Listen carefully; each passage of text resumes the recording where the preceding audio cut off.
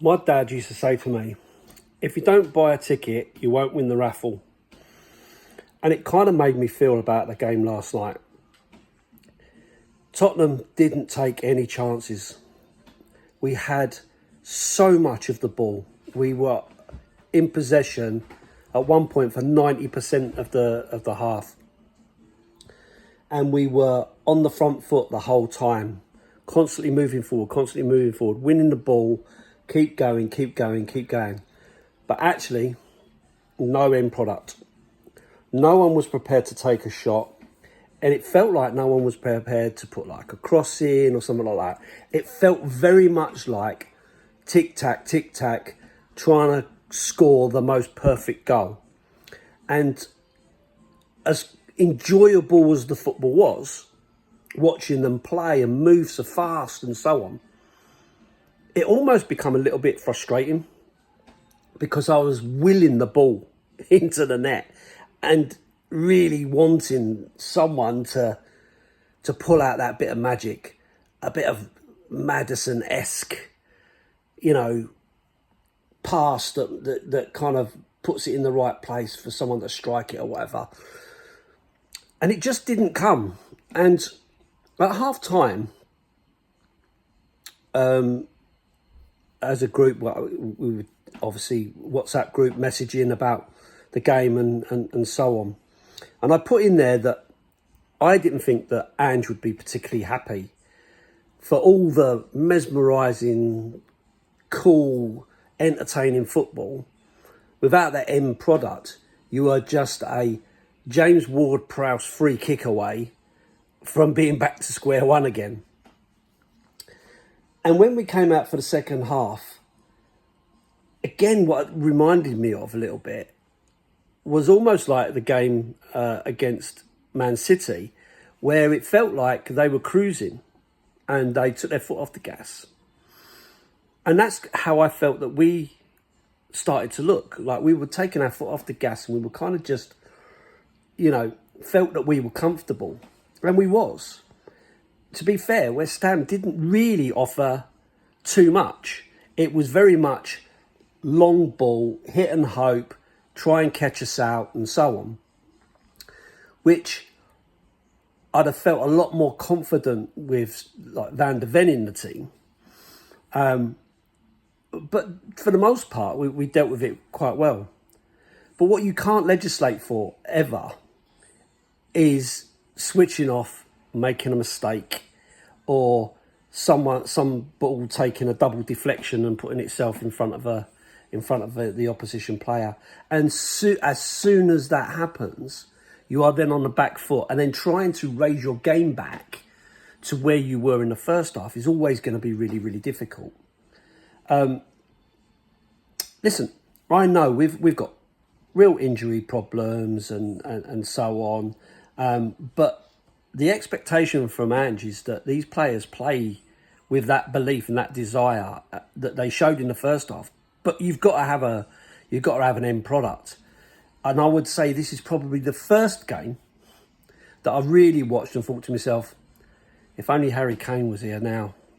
Like, as much as I respect Harry and think he was a fantastic player, up until this point, I was kind of like, you know what, it's okay.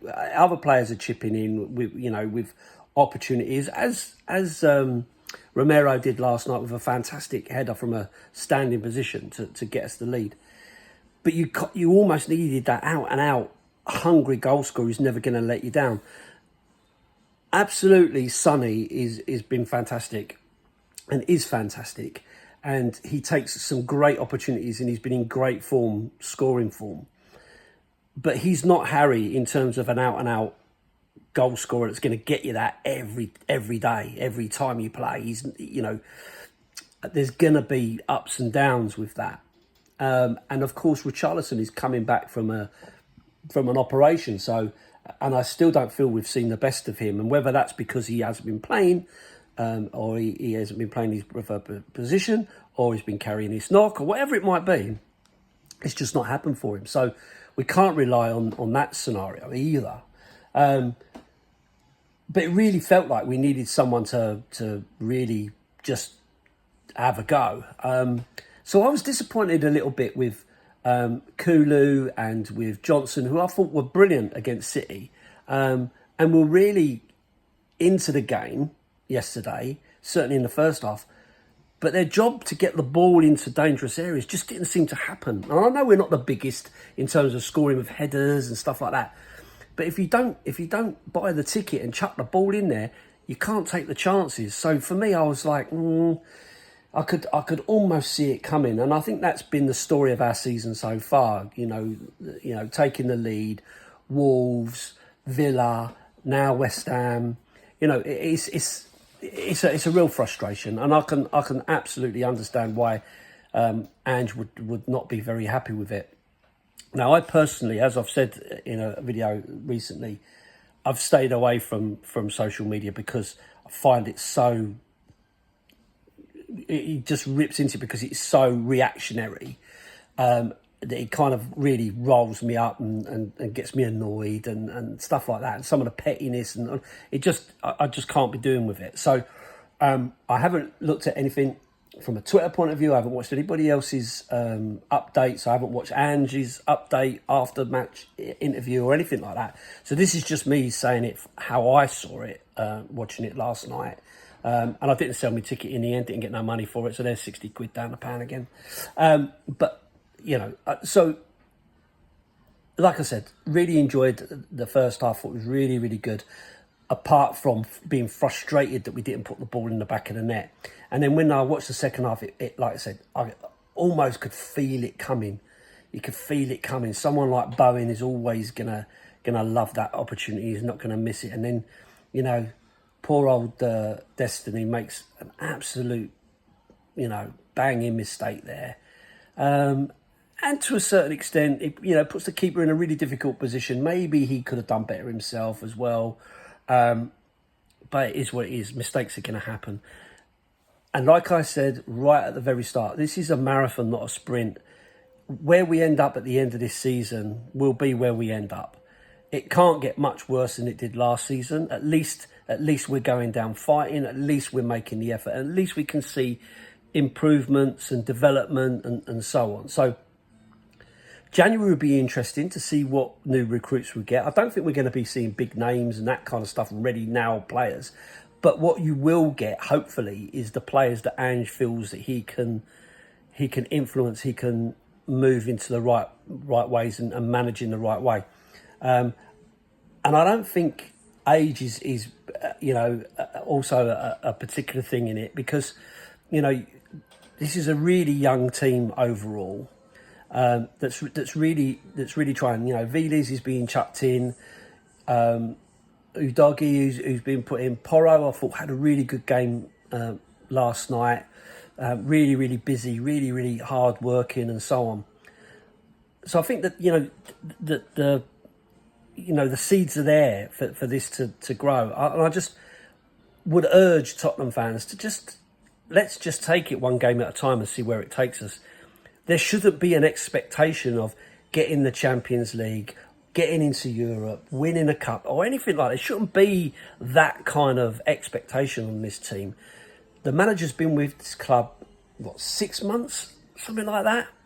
You've got to give it time. You've got to give him time to really get some windows under his belt, develop his players, develop his squad, get his players back from injury, get his first team out there and so on, and see where we go from there. You know, you think this is a team playing without Maddison, Van der Ven, Bentancur and Sarr, who would all, generally speaking, be in that first team somewhere around it. And they're all out. If you take those 4 players out of any other team, they will have problems. So overall, the performances have been good and really make you feel like you're going in the right direction. But at the same time, you're going to have to take the rough with the smooth. We knew this would happen. So overall, yeah, really, really disappointed. No one likes to lose to another London club, especially when you probably work with lots of their fans and so on. You've got them on your Facebook or whatever, and they all come out of the woodwork as soon as they get a result, which is, you know, fair enough. I've got no problem with that. they did well. You know, from a West Ham point of view, you've got to say they did well. They did what they were planning to do. They held their line. They defended well. They knew they had a plan. They stuck to it. Moyes did a good job, and they got their luck. And sometimes you get luck. We've had it. We've had some luck, and sometimes you don't get the luck that you deserve. So there you are. But anyway, another game gone. We move on to the next one. Newcastle getting beaten by Everton. Will that be a good sign for us? We'll see. I'm hoping that the idea of Dr. Tottenham will see you now is something of the past. And we'll see where we go from there. But, you know, fingers crossed that we start to pick up some results fairly soon and really, you know, keep ourselves in the hunt. But for me, as a Tottenham fan, I'm happier seeing us go out there and really give it a go and play some decent football than I was watching it under Conte and just watching drab hit and hope and no idea football. So I'll keep believing, I'll keep watching, and I'll keep supporting. Up the Spurs.